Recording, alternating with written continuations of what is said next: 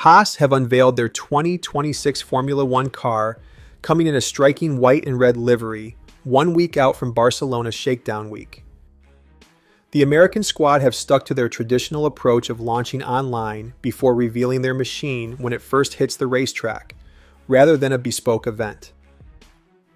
HAAS will run an unchanged lineup of Esteban Ocon and Ollie Bearman for their 11th season in Formula One, with Ayao Komatsu continuing to lead the operation as team principal. Their reveal offers another glimpse into what we can expect from Formula One's sweeping new chassis and power unit rules that will feature smaller and lighter race cars with engines that have a 50-50 power split between fuel and electric and run advanced sustainable fuel. The revised livery, which is predominantly white, also features increased branding from Toyota Gazoo Racing, who have expanded their collaboration with the team into a title partnership for 2026.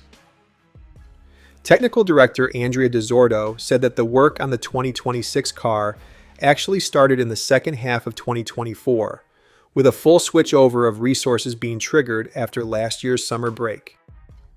HAAS, who will once again run Ferrari power units, will be looking to improve on their 8th-placed finish in the team's championship last year. Guys, if you like the new car, please subscribe and hit the like button. Thanks.